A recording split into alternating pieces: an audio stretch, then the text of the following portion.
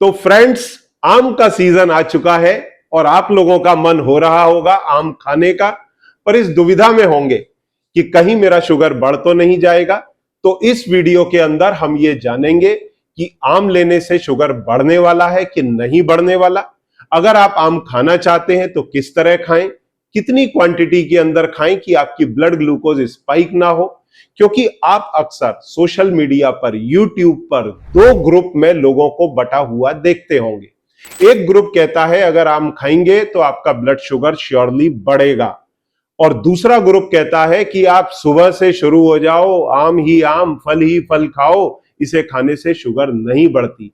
तो हकीकत क्या है, इस वीडियो के अंदर हम पूरी तरह से जानेंगे।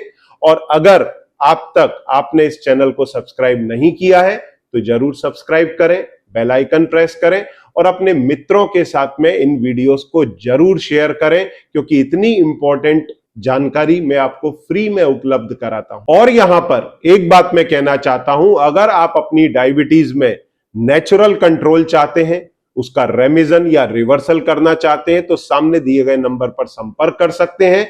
मेरी टीम आपकी मदद करेगी। यहां पर कंट्रोल से मेरा मतलब होता है कि आपकी धीरे धीरे डाइट के बेस पर ब्लड शुगर घटने लगेगी, आपकी दवाइयां घटेंगी, बंद होंगी, इवन इंसुलिन के इंजेक्शन आप बंद कर पाएंगे। इसके साथ में आपका HbA1c नॉर्मल आएगा। और फिर अगर आप डीपली इंटरेस्टेड हैं और टाइप 2 डायबिटिक हैं तो 75 ग्राम ग्लूकोज पी करके अपनी डायबिटीज का रिवर्सल भी कर सकते हैं। तो आइए आज की चर्चा शुरू करते हैं आम ही आम के बारे में।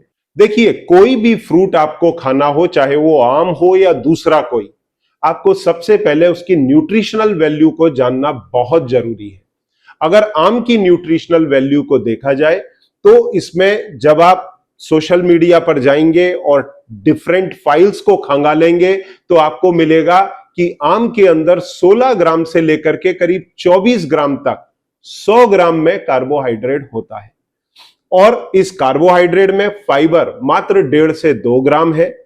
कैलोरी 60 से लेकर के करीब 100 किलो कैलोरी 100 ग्राम के अंदर है। प्रोटीन नाम मात्र को है 0.4 ग्राम पर 100 ग्राम। फैट वो भी नाम मात्र को है, लगभग 0.3 0.4 ग्राम, मतलब 1 ग्राम से भी आधा। तो बहुत कम मात्रा में प्रोटीन और फैट है। बहुतायत में क्या है, इसके अंदर बहुतायत में है कार्ब, जो आपकी ब्लड शुगर को स्पाइक करेगा। और वो कार्ब दो चीजों से मिलकर के बना है, ग्लूकोज, फ्रक्टोज। 50% glucose, 50% fructose.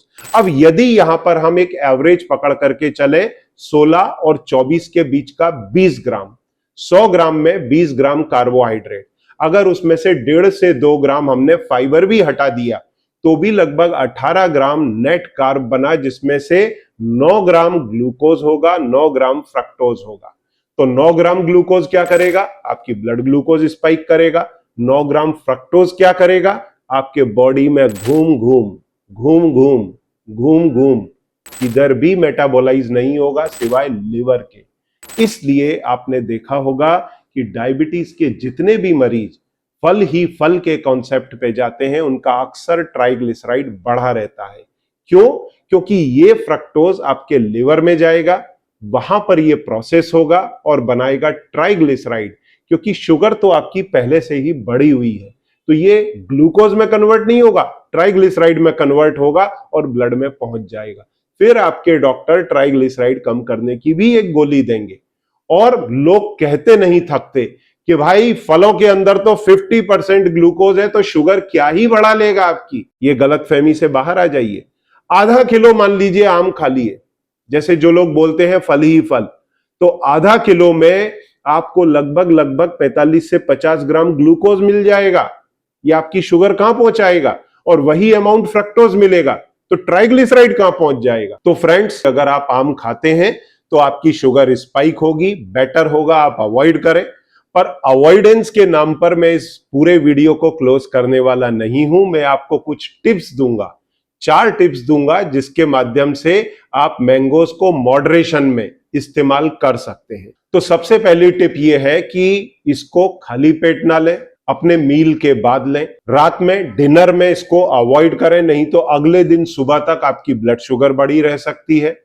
इसको प्रेफर करें ब्रेकफास्ट के बाद या फिर लंच के बाद, और ये मेक श्योर करें कि जो भी मील आप लेते हैं वो डायबिटीज फ्रेंडली हो।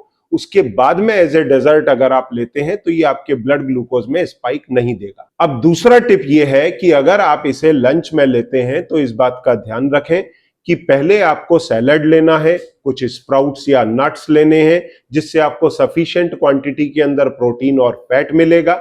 इसके बाद में आप चपाती और दाल अगर मेन कोर्स मील में ले रहे हैं तो उनका पोर्शन साइज कंट्रोल में रखें जिससे कार्ब्स को आप कंपनसेट कर पाएं।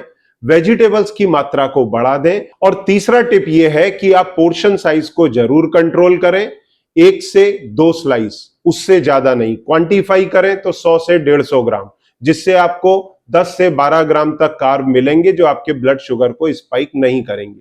और चौथा और आखिरी टिप यह है कि इसके कंजम्पशन के 1 से 2 घंटे बाद आपके ब्लड ग्लूकोज में स्पाइक आएगा, और इस स्पाइक को रोकने के लिए आप 10 से 15 मिनट का ब्रिस्क वॉक या स्टेयरकेस क्लाइंबिंग करना ना भूलें, तो आपके ब्लड ग्लूकोज के स्पाइक को इजीली ओवरकम किया जा सकता है।